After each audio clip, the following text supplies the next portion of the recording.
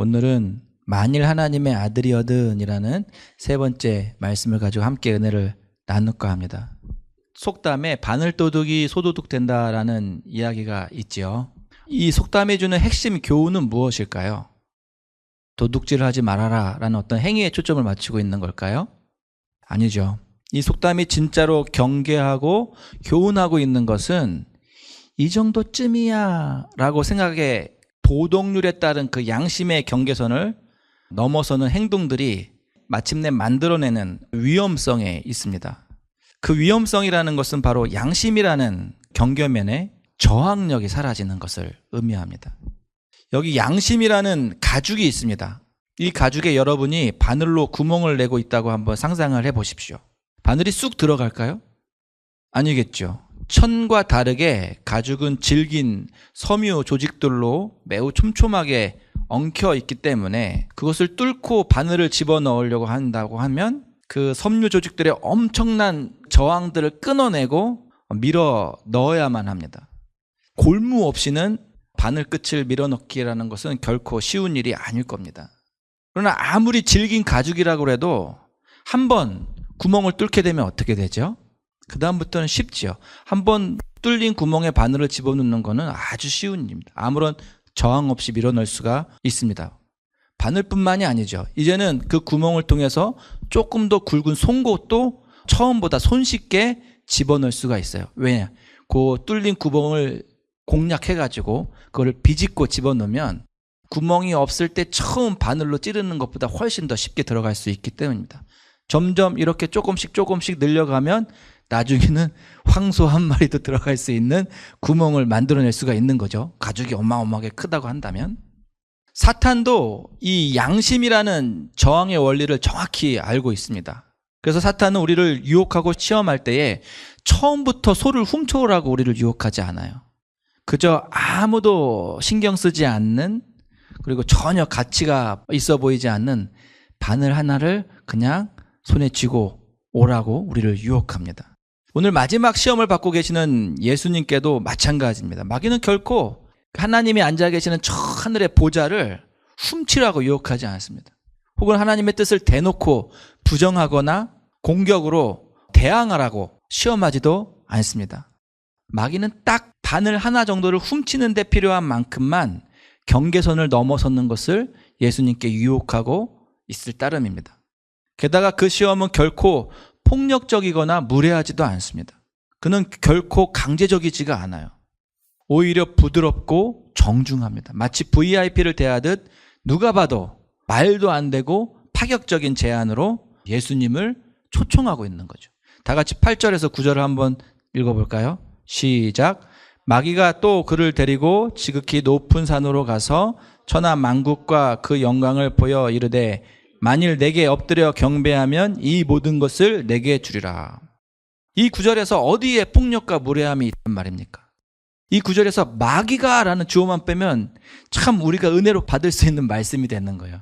우리가 하나님께 경배하기만 하면 이 모든 것을 우리에게 주겠다는 축복의 말씀이 될 수도 있는 거죠. 지극히 높은 산이라는 것은 그저 동네 뒤에 있는 작은 동산을 의미하지 않습니다. 천하 만국을 한눈에 다 담을 수 있을 만큼 아주 높은 산입니다. 마귀는 그 높은 산에서 천하 만국을 내려다보게 함으로써 너의 권세와 권위도 이 높은 산만큼 높아질 수 있다라고 유혹하면서 그렇게 되면 이 모든 것들을, 이 천하 만국을 가질 수 있다라고 이야기합니다. 전형적인 빅피처 사기입니다. 큰 그림을 보여주는 사기 수법이죠. 고단수의 사기꾼은 절대로 서둘러서 물건을 팔거나 보이싱 피싱으로 사기를 치지 않습니다. 그들은 그저 사기를 칠 때 대상자들의 눈앞에 큰 그림을 펼쳐 보일 따름입니다. 그들은 별 5개에 있는 럭셔리한 호텔에서 컨퍼런스를 열고 사람들을 그리로 초대합니다. 그리고 거기에서 최고급 요리들로 그들을 대접합니다. 식사 후에는 세련된 디자인으로 잘 정리된 프리젠테이션을 시작합니다. 그들은 아무나 발표자로 세우지는 않는데요. 변호사와 의사와 같은 엘리트 그룹들을 발표자로 세움으로써 그 발표의 신뢰도를 높입니다. 영상에는 계속적으로 그들이 누리고 있는 실제적인 럭셔리한 삶들을 보여줍니다.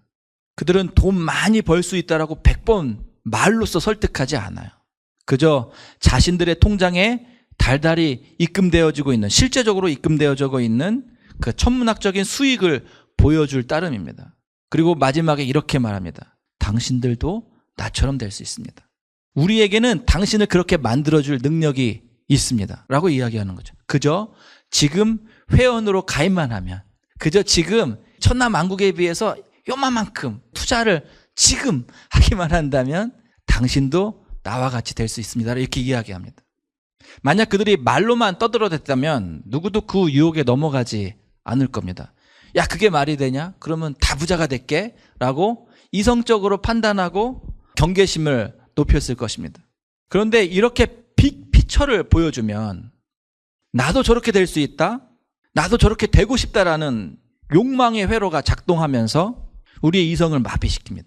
우리의 판단력이 흐려지고 우리 안에 잠들어 있던 탐욕이 요동치게 됩니다. 이것이 바로 요한일서 2장 16절에 나오는 안목의 정욕입니다. 그리고 사탄은 정확히 그 빅피처의 전략으로 예수님을 유혹하고 있는 것입니다. 아마 마귀는 정말로 천하만국을 예수님께 보여주었을 것입니다. 그것은 허상이 아닌 눈에 보이고 손을 내밀면 붙잡을 수 있을 것 같은, 정말로 붙잡을 수 있는 듯한, 실제적이면서도 황홀할 만큼 아름다운 것이었을 것입니다. 그가 보여준 영광도 마찬가지입니다. 신약에서 영광은 크게 광채와 명성을 의미합니다. 약간 이 영광에 대해서 정리하고 갈 필요가 있어요.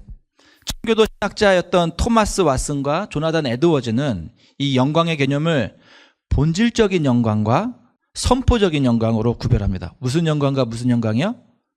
본질적인 영광과 선포적인 영광입니다.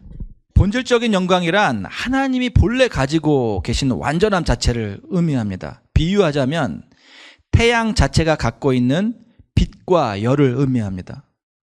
그렇다면 선포적 영광이란 무엇일까요? 우리도 막 영광을 하나님께 돌린다 이야기하잖아요. 그것은 피조물이 하나님의 위대함을 찬양하며 드러내는 것을 의미합니다. 같은 태양의 비유로 예를 들자면 태양의 빛을 받아서 반사하는 달빛과도 같습니다. 즉 우리가 하나님께 영광을 돌린다는 말은 우리가 어떤 빛을 만들어서 하나님께 돌려드리는 것이 아니고요, 우리가 받았던 하나님의 영광을 반사해서 다시 하나님께 올려드리는 겁니다. 하나님이 우리에게 부어줬던 은혜를, 하나님께서 우리에게 부어줬던 축복에 우리가 감사하면서 그 감사를 하나님께 올려드림으로써 다시 하나님의 그 영광을, 아름다우심을, 선하심을 하나님께 올려드리는 것입니다. 사탄이 예수님께 보여준 영광이란 바로 하나님께 올려드려져야 할 영광으로서 사람들의 칭송과 찬양을 의미합니다. 사탄은 이 모든 것을 보여준 다음에 네가 내게 딱 한 번만 고개만 숙여 보인다면, 마귀가 주장하는 대로 이 천하만국이 본래 마귀의 것이었음을 딱 한 번 인정만 해준다면 이 모든 것을 너에게 넘겨주겠다라는 것입니다. 천하만국, 영광, 그리고 이 모든 것을 단 한 번의 고개 숙임을 통해서 막 바꿔 주겠다라는 것입니다.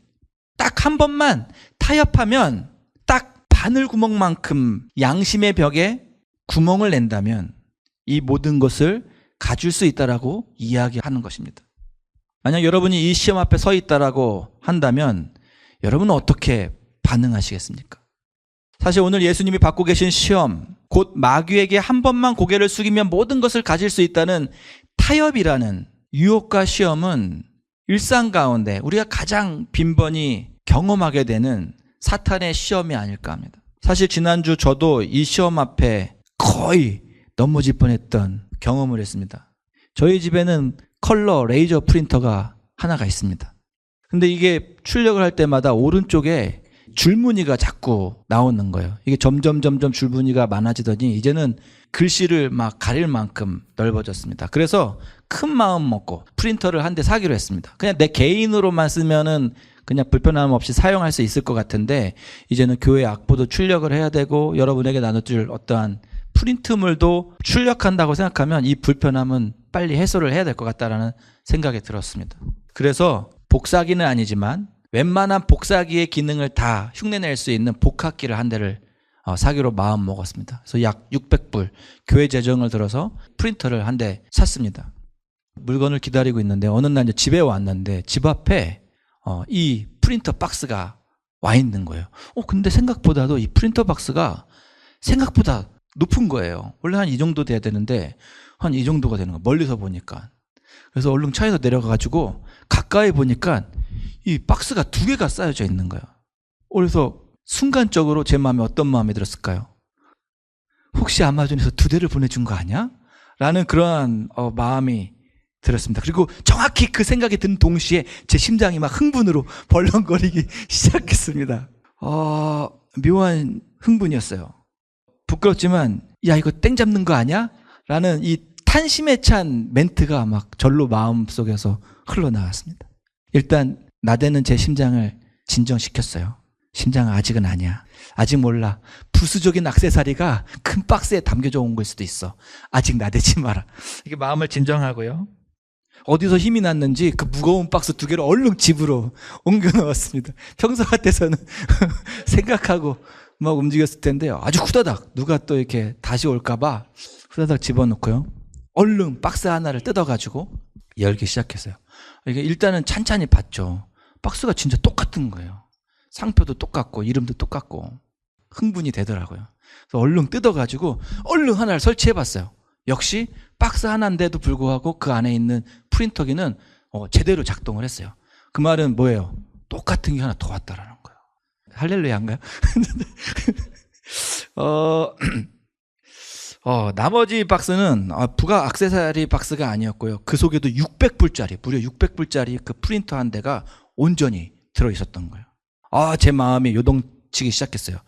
야, 이건 거의 땡 잡은 거다. 라는 그런 생각이 제 마음에 아주 자리를 잡았습니다. 정신이 혼미해졌어요. 그래도 다행인 게 제 양심은 아직 작동을 하고 있었어요. 사실 집에 오자마자 처음 문 앞에 똑같이 생긴 두 박스를 보는 순간 들었던 생각에 또 하나가 있었는데 잘못 온 거면 한 대는 돌려보내야지라는 그런 생각이었습니다. 이런 올바른 생각이 계속해서 제게 말을 걸어왔습니다. 종모야, 너는 목사야. 종모야, 지금 사순절이야. 라면서 제 정신줄을 이렇게 붙잡아 주었습니다. 그러나 여전히 갈등은 사라지지 않았습니다. 자꾸만 마음속에서 신앙과 양심이 아닌 욕망의 회로가 작동하면서 저를 설득하고 유혹하기 시작했습니다. 아니야, 종모야. 잘 생각해봐. 레이저 프린터는 아무리 새 거를 사도 토너값이 장난이 아니야. 그리고 레이저 프린터는 핵심 부품인 그 드럼이 너무 쉽게 고장나잖아. 금방 고장나잖아. 근데 두 대가 있으면 한동안 토너 걱정 안 해도 되고 또 고장나도 금방 쓸 수 있으니까 얼마나 좋아. 그리고 어쩌면 하나님이 교회용으로 하나님이 교회용으로 비싼 프린터를 사니까 교회를 위해서 쓴다니까 개척교회라고 하니까 갑절의 축복을 주신 건지도 몰라 라고 제 마음속에 막 유혹의 음성이 들려왔습니다. 당연히 말이 안 되죠. 이게 무슨 갑절의 축복을 어디다가 막 갖다 붙입니까? 이번에는 또 마음속에 이렇게 또 합리화가 시작되는 거예요. 야, 그게 무슨 하나님의 갑절의 축복이냐, 내가 거절하니까 또 이런 설득들이 내 마음속에 찾아오는데 정모야, 잘 생각해봐. 그러면 일단 가만히 있어. 이게 중요한 포인트예요. 가만히 있어. 아무것도 하지 마. 야, 이건 사실은 네가 훔친 것도 아니고 아마존에서 실수해서 두 대를 보내준 거잖아.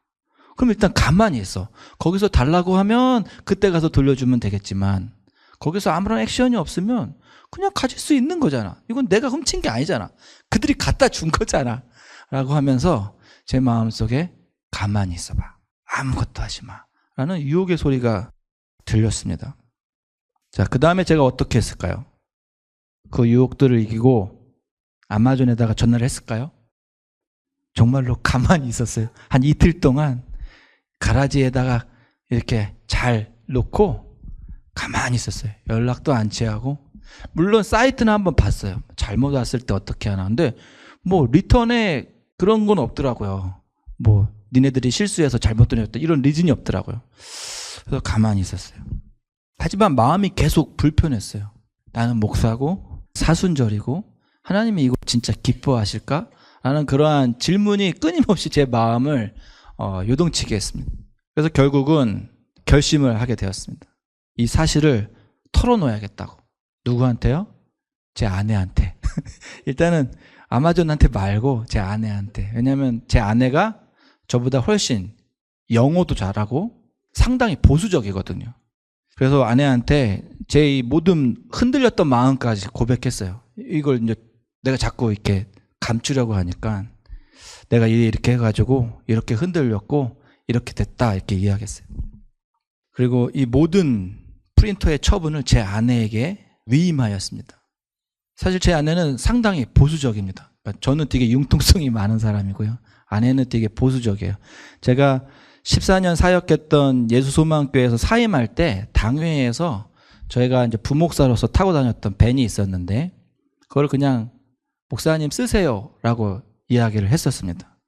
너무 기분이 좋았죠. 그래서 야, 공짜로 차 한 대가 얻게 되는구나. 내 전별금이구나. 막 그러면서 그랬는데 아내하고 상의를 하는데 아내가 반대를 하는 거예요. 돌려줘야 된다라는 거예요. 아내의 이유는 그런 거였어요. 그 당시 이제는 저 다음에 부목사님이 될 분은 김성중 목사님이었는데 김성중 목사님은 그 당시 가족이 차 한 대밖에 없었어요. 그 사모님이 맨날 운전을 못하고 목사님이 라이드를 해주는 그런 형편이었는데 거기는 차가 한 대밖에 없기 때문에 우리보다 더 밴이 필요하고 당신이 부목사로서 그 밴을 어떤 혜택을 누렸다고 한다면 그 목사님도 그 혜택을 누려야 되니까 돌려주는 게 맞다. 그래서 국구 괜찮다는데 제가 돌려줬고요. 또 제가 사용하던 고급 맥북이 하나 있었거든요. 사실 이거는 반은 교회에서 내주고 반은 제가 냈어요. 저도 한 1,000불을 냈는데 이것도 교회에서 그냥 가져가라는 거예요. 다 쓰라는 거예요. 반납할 필요 없다는 거예요. 너무 좋았는데 이것도 안 된다라는 거예요. 뭐 반값은 내가 냈지만 이건 엄연히 교회 용품이고 그리고 누군가 또 써야 되기 때문에 안 된다는 거예요. 그래서 그것도 돌려보냈습니다. 그렇기 때문에 저희 이 프린터도 아내에게 제가 일단 털어놓은 거예요. 그래서 그렇지만 여전히 기대는 갖고 있어요. 가끔 아마존에서 그러잖아요. 야, 그냥 니네 킵해 라고 하잖아요. 그래서 여전히 그 희망을 품고 있지만 아무튼 제가 거의 넘어갈 뻔했어요. 제가 혼자 있었다고 한다면, 제가 아내가 없었다고 한다면 저는 넘어갔을 겁니다. 이게 그래서 공동체가 참 중요한 것 같아요. 누군가 내 옆에서 나를 붙잡아주고 지켜줄 수 있는 사람이 있다는 게 좋은 것 같아요. 함께 신앙생활 한다는 게. 제가 이렇게 고백하는 이유가 이제 이건 빼박이잖아요. 여러분이 다음 주에 프린터 어떻게 됐어요? 라고 물어볼 텐데 제가 여기서 아무런 행동을 안 할 수가 없잖아요. 이렇게 여러분에게 고백하고 또 저를 이렇게 한 단계 성장시켜 봅니다. 자, 마귀는 우리를 유혹할 때 대놓고 하나님을 부인하라고 배신하라고 시험하지 않습니다. 혹은 어떤 상점에 가서 도둑질을 해오라던가 폭력을 사용해서 내 이익을 취하라고 유혹하지 않습니다. 지난주 저에게 일어났던 것처럼 그저 눈앞에 600불짜리 프린터를 떡하니 보여주고 그것을 취할 수 있는 가능성을 이야기해 줄 따름입니다. 그리고 우리에게 요구하는 것은 딱 한 가지입니다. 그냥 가만히 있으라는 것입니다. 아무것도 하지 말고 그냥 가만히 있으라는 것입니다. 그저 조용한 침묵으로 타협에 동의만 하면 이 모든 것이 내 것이 될 수 있다라고 하는 것입니다. 그냥 바늘 하나 조용히 쥐고 나오는데 필요한 양심만 줘버린다면 이 모든 것을, 이 모든 편리를, 이 모든 혜택을 누릴 수 있다라고 이야기하는 것입니다. 교회를 떠나라는 게 아니에요. 그냥 한 주 널 위해서 사용하라는 거예요. 11조 내지 말라는 거 아니에요. 그냥 적당히 내라는 거예요. 그러면 내게 천하 만국을, 사람들의 칭송을, 이 모든 것을 주겠다라는 것입니다. 자, 이제 유혹 앞에서 예수님의 반응을 살펴볼 시간입니다. 다 같이 10절의 말씀을 한번 읽어보겠습니다. 시작. 예수께서 말씀하시되 사탄아 물러가라. 기록되었으되 주 너의 하나님께 경배하고 다만 그를 섬기라 하였느니라. 일단 사탄에게 물러날 것을 명령하십니다. 더 이상 그의 설득을 듣지 않겠다라는 것입니다. 예수님은 정말로 그가 모든 것을 줄 수 있는지, 그 모든 것에는 어디까지 포함되는 것인지, 그리고 주면 언제 어떤 방식으로 줄 것인지 이 약속의 팩트를 체크하려 하지 않습니다. 예수님은 마귀와의 단절을 선언합니다. 유혹이 우리의 마음속에 밀려 들어올 때에 우리가 자꾸 그 유혹을 끊어내지 못하고 결국 무너지게 되는 까닭은 우리가 그 유혹과 논리적으로 싸우려 들기 때문입니다. 우리 딴에는 그 유혹을 이겨보기 위해서 이 유혹들이 왜 잘못되었는지를 밝혀내기 위해 그 유혹들과 씨름하며 끊임없이 경쟁합니다. 그러나 아이러니한 것은 유혹을 이겨내보기 위해 몸부림치면 칠수록 더 깊은 유혹에 빠져들어간다는 것입니다. 마치 갯벌에서 우리가 움직일수록 더 발이 깊이 빠져들어가는 것처럼 말입니다. 그러므로 유혹 속으로 우리의 발이 점점 빨려 들어갈 때에 가장 그 유혹으로부터 벗어날 수 있는 좋은 방법은 예수님처럼 일단 사탄아 물러가라 선언하면서 슬금슬금 스며들어오는 모든 유혹의 생각들을 단절시켜버리는 것입니다. 사실 마귀도 알고 있습니다. 비록 지금 마귀가 천하 만국이 자기의 것이라고 속이면서 예수님을 유혹하고 있지만 이 우주 만물이 다 하나님의 소유됨을 마귀도 잘 알고 있습니다. 그리고 바로 그 주인 되시며 아버지 되신 하나님께서 이 모든 만물을 변치 않는 약속으로 예수님께 이미 상속해 주셨다는 사실을 마귀도 알고 있습니다. 기록된 말씀으로 시험하는 자, 이 마귀가 이 약속된 말씀을 모를 리가 없습니다. 다 같이 시편 2절, 7절에서 8절의 말씀을 읽겠습니다. 시작. 내가 여호와의 명령을 전하노라. 여호와께서 내게 이르시되 너는 내 아들이라. 오늘 내가 너를 낳았도다. 내게 구하라. 내가 이방 나라를 내 유업으로 주리니 내 소유가 땅끝까지 이르리로다. 그러나 마귀는 집요하고 쉽게 포기하지 않습니다. 상속 증서에 이미 서명이 끝났지만 오히려 마귀는 이 약속의 증서를 예수님 앞에 드러내면서 예수님을 흔들고 유혹하려 합니다. 그는 매우 의미 있어 보이는 행동으로 그의 가방 속에서, 서류 가방 속에서 한 가지를 더 꺼내들고 그 약속의 증서 옆에 가지런히 내려놓습니다.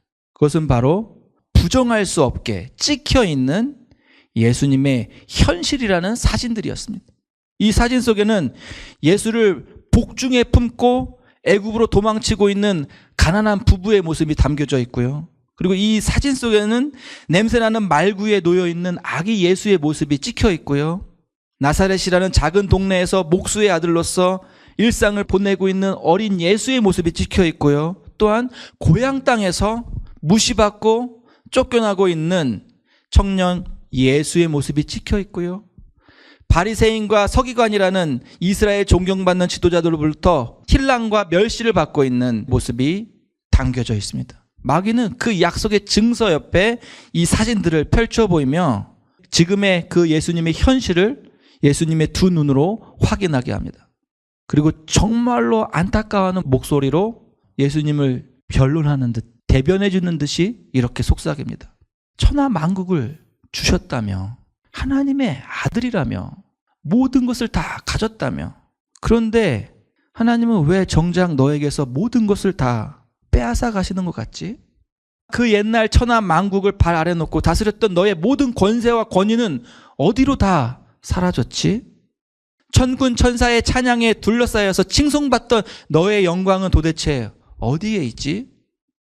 그리고는 조금 더 격양된 목소리로 말을 이어갑니다. 눈이 있으면 지금 내가 처한 삶의 위치를 똑바로 한번 확인해봐. 제발 이 낮고 낮은 땅에서 이 비루한 너의 삶을 보고 정신을 차리란 말이야. 비린내 풀풀 나는 이 갈릴리 동네에서 가난한 어부들 몇 명을 곁에 두고 돌아다니는 게 정말로 천하 만국의 주인으로서 살아가는 인생이란 말이야. 저 깜냥도 안 되는 바리새인들의 멸시와 조롱을 받아내는 게 정말로 사랑하는 아들에게 주시겠다고 약속하셨던 그 영광이란 말이야. 모든 것을 주시겠다던 분이 왜 너의 마지막 생명까지도 바치라고 이야기하는데? 그리고 마지막에는 혼자 말하듯 이렇게 웅얼거립니다. 온통 고난의 쓴 잔만을 주신 하나님을 정말 사랑의 하나님이라고 이야기할 수 있을까? 라고 말이죠. 이 시험에서 마귀의 궁극적인 목적은 예수님을 확 변화시켜서 자기의 편을 만드는 그러한 대단한 미션이 아닙니다. 그저 바늘보다 더 작은 의심 하나를 예수님의 마음속에 스며들게 하는 것입니다.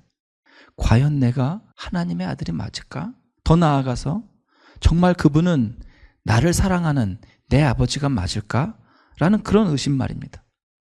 우리도 이런 의심을 한 번쯤은 해본 적이 있죠.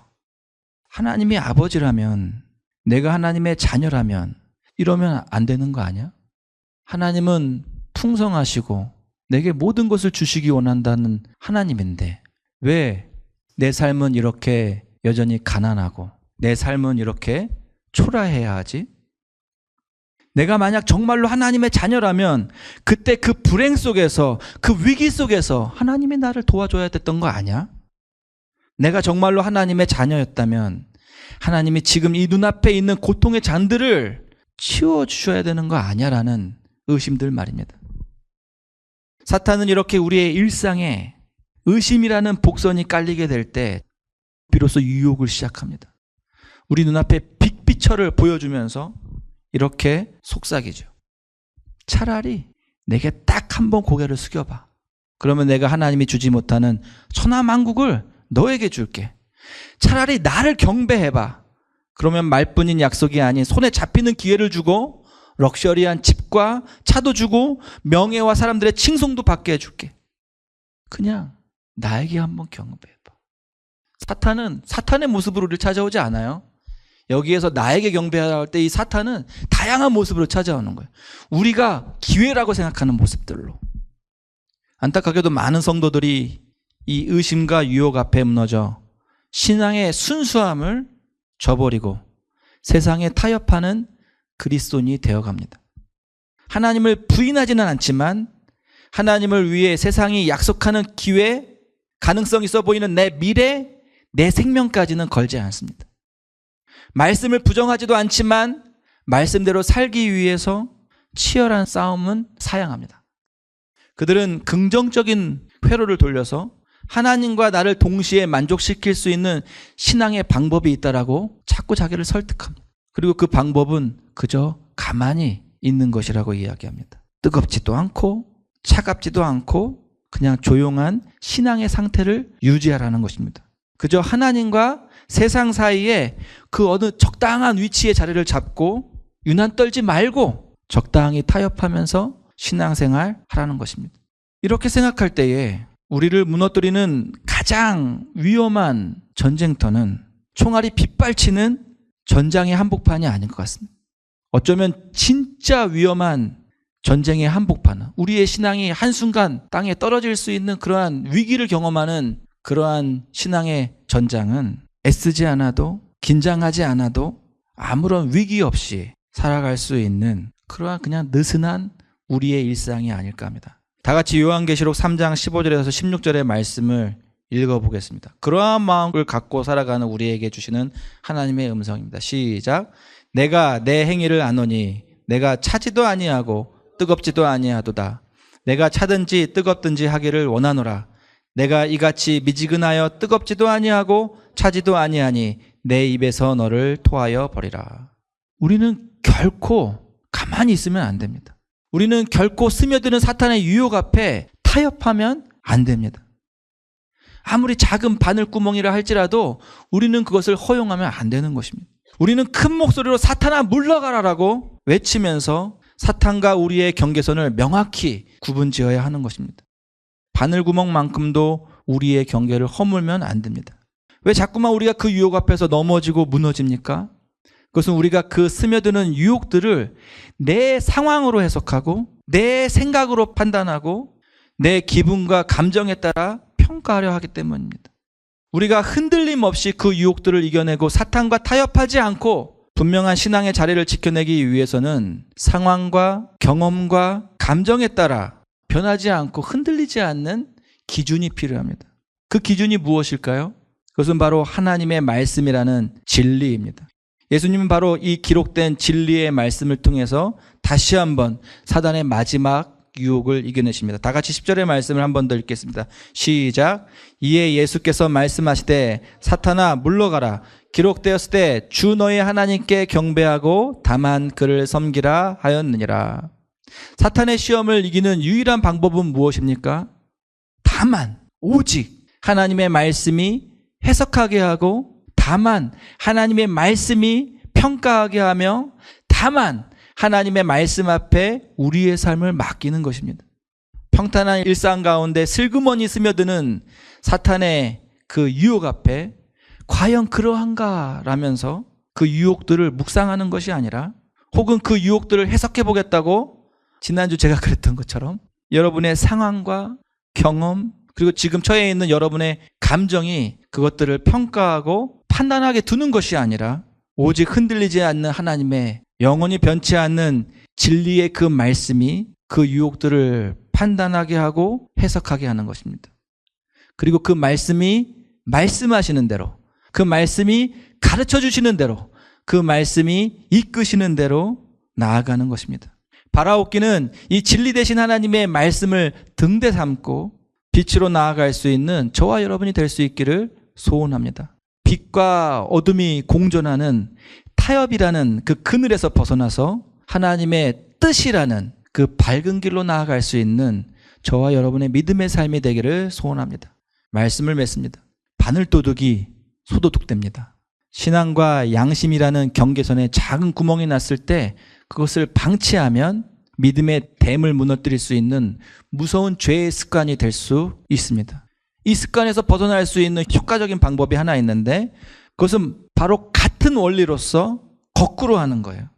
바늘 경건이 소 경건 되게 하는 것입니다. 바늘같이 보잘것없는 사소한 일상 가운데서도 그러한 일 가운데서도 하나님의 자녀로 구별되게 살아가는 습관들을 들이면 그 바늘 하나 훔치는 거에 있어서도 이거 아무것도 아니니까 그냥 훔치는 게 아니라 바늘 하나이지만 하나님의 마음으로 하나님이 지시하시는 우리에게 인도하시는 거룩함을 따라서 내 건 아니니까 이걸 하면 안 되지 라고 구별된 삶, 말씀 따라 살아가는 구별된 삶을 습관화하면 언젠가는 황소같이 우리의 삶에 들이받고 밀려 들어오는 걷잡을 수 없을 것 같은 그 유혹도 이겨낼 수 있는 경건의 실력과 능력을 쌓게 되는 것입니다. 오늘도 진리 되신 하나님의 말씀을 등대 삼아서 호시탐탐 우리의 마음에 스며들어서 우리와 하나님 사이를 이간질시키려고 하는 그 마귀의 유혹을 이겨내고 흔들림 없는 믿음으로 다만 하나님을 경배하고 하나님만 섬기며 하나님께만 영광을 올려드릴 수 있는 저와 우리 작은 빅 성도님들이 되시기를 주님의 이름으로 축원합니다. 기도하시겠습니다.